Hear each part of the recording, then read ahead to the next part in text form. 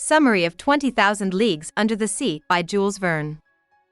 People all over the world are fascinated by tales of a phosphorescent sea monster that has been seen by many ships in 1866. The monster is shown in shows, songs, and newspaper stories. After the monster makes a big hole in the bottom of a Quebecois passenger ship, it is blamed for all shipwrecks that haven't been solved yet. The person telling the story, Pierre Aronnax, a professor of natural history from Paris, has just come back to New York from working in the field for 6 months in Nebraska. Because he wrote a book called Mysteries of the Unsound Depths Undersea, people look to him for advice on what the strange monster might be. He says it's probably a huge narwhal of some kind. He gladly accepts an invitation to go on an adventure on the U.S. military ship Abraham Lincoln in search of the monster. He has a loyal helper with him, a Flemish man called Conseil. Captain Farragut takes over the ship because he thinks it is his duty to find and kill the monster. Farragut is willing to pay $2,000 to the first person on board to see it. A 40-year-old man from Quebec called Ned Land is also on board. He is a very good harpooner. Ned and Aronnax are very different people, but they are linked because they are from the same country.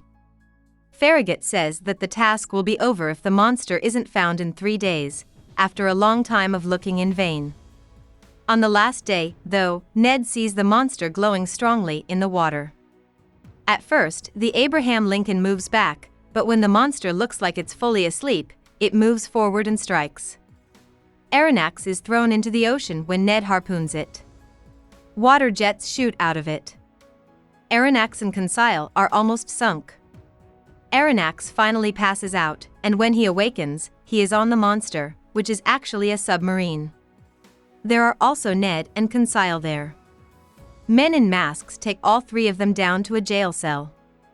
A tall man and a shorter man come into the cell and talk to each other in a language that Aronnax doesn't understand. People who are being held prisoners try to describe themselves in English, French, German, and Latin, but no one responds. Aronnax falls asleep and wakes up again, and the tall man from earlier, who is now Captain Nemo, the captain of the submarine, introduces himself in perfect French with no accent. In his words, he says that he has captured the guys as war POWs. Nemo has run away from people and their stupid laws. He thinks Aronnax's work on the deep sea is great and can't wait to show Aronnax the fairyland of marvels that are in the ocean. Nemo takes Aronnax to a beautiful museum and library that are packed full of a huge number of things. He also says that the Nautilus submarine is fueled by electricity. Nemo then tells Aronnax that he and the others will be prisoners on the ship for the rest of their lives. Aronnax and Nemo smoke seaweed cigars in the ship's lounge. Nemo tells Aronnax that he is an expert who built the submarine himself without telling anyone. Additionally, he says that he is very rich.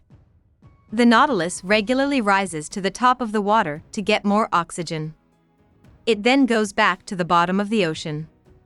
Aronnax, Ned, and Conseil are shown by Nemo how to wear oxygen tanks underwater one day. He then takes them on a shooting trip to the underwater forests of the island of Crespo. During the trip, 2 sharks that eat people swim by, but luckily they don't see the guys swimming. Christmas comes and goes, but there are no parties on board. On January 1, 1868, Conseil wishes Aronnax a Happy New Year. Aronnax wonders when their time in prison will end. Soon after, the Nautilus runs aground on an island in the Torres Strait. Nemo lets the 3 prisoners explore the island. These animals are thrilled to be back on dry land and can't wait to hunt and eat red meat. The animals they find are amazing, and they hunt birds and rabbits for food. But the local Papuans shoot stones at them, and they have to leave the island. Soon after, the tide rises high enough to push the Nautilus off the beach. As time goes on, the prisoners on the Nautilus get used to their rather dull lives.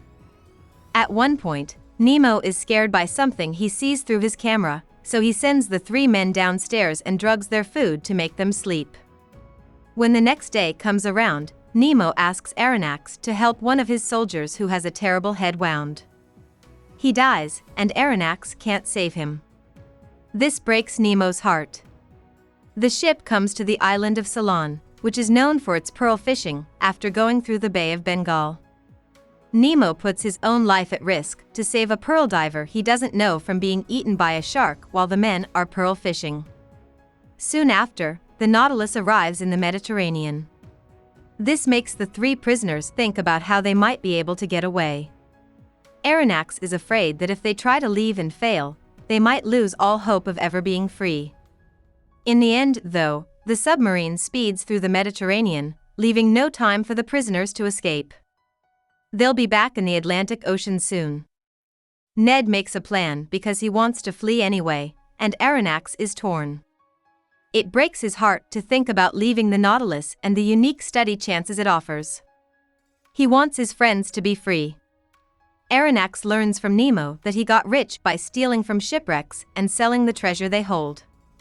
Aronnax asks Nemo if it wouldn't be better to give these riches to everyone, but Nemo is angry and says that he is sticking up for the oppressed people of this world. But the submarine has moved too far away from Europe, so Ned has to give up on his plans to leave. This makes Aronnax quietly feel better. Aronnax thinks about telling Nemo about the possibility of being free, but he is afraid the talk won't go well. Recently, Nemo has been pulling away and acting angry. As the ship heads toward the South Pole, it passes through waters full of icebergs. Nemo suggests that they go under the Great Ice Barrier, which is a dangerous plan. But Nemo chooses to do it after talking to Aronnax. The team and Nemo are able to tell they have reached the South Pole by using science tools to check the angle of the light. Nemo says right away that he has taken possession of the area. As the Nautilus moves away from the area, it is hit by a falling iceberg that seals the ship inside a stone cage. Nemo tells them that they only have 2 days of air left before they die of suffocation. The men start cutting holes in the ice with their canes. That job is the hardest thing Aronnax has ever had to do, and it doesn't look like it will work. But just as the men on the Nautilus start to feel sick because they are running out of air, Nemo gets the idea to blast the ice around the submarine with really hot water. Aronnax passes out before they get through, but miraculously, this works. He is taken up to the deck of the submarine and takes big breaths of fresh air. After this terrifying event, the ship sails up the Atlantic, past Latin America, and arrives in the Bahamas, where a giant squid attacks it. One of the sailors is killed by the squid, which makes Nemo feel even worse. Aronnax is also very upset about the death of the sailor. That Ned wants to be free so badly that he's about to lose it. Nemo discloses that he has penned a work titled Knowledge of the Sea, which also includes his life story. Aronnax hopes that this means Nemo wants to end his exile so that he can share the book with everyone. He talks about the idea of him being free, but Nemo gets very angry. The sub is caught in a terrible storm right now. When the submarine is thrown away from the coast of North America, it floats along until it gets to a place that Nemo reveals with a serious bow.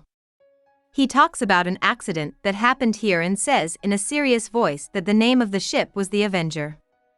As Aronnax sees it, Nemo is driven by a strong anger and a need for payback. A warship is seen in the distance by Aronnax, Conseil, and Ned, but they can't tell which country it is from. They want to use it to get away, but they know that the ship sees the Nautilus as a threat. Nemo says the strange ship is the oppressor and he is the oppressed. He attacks the ship from below, takes it apart, and kills everyone on board. Sobbing so hard, he runs into his bedroom and stands in front of a painting of a woman with 2 children. This makes Aronnax very scared and makes him feel like he is losing his balance. A little over 2 weeks later, Ned tells them again that it's time to run away.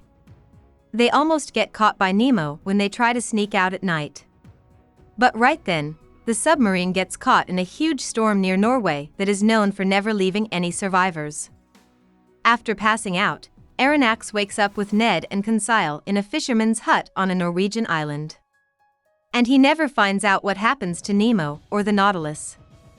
But he hopes that Nemo's anger has gone away. Even though everything has happened, He still thinks that he and Nemo have a special bond because they both love and understand the sea so much. About the author. Jules Verne was born in Nantes, France, a port city. He began writing stories and poems when he was in school, but his father, who was also a lawyer, sent him to Paris to study law. Verne was interested in sea travel and excitement from a very young age. During the French Revolution of 1848, Verne lived in Paris. He went to literary parties a lot and made friends with Alexandre Dumas, a writer. Verne's father tried to get him to stop writing and become a doctor instead, but Verne refused. He ended up creating a new type of book called the Roman de la Science, which is now seen as an early form of science fiction. This new type of book is shown by 20,000 Leagues Under the Sea, which came out in 1870. Verne wrote a lot. For a number of years, he put out 2 books a year. People remember him as one of the authors of science fiction. Verne died at home at the age of 77. Hope we summarized it fully and you liked it. Please hit the like button and subscribe to our channel so that we are motivated to create more videos.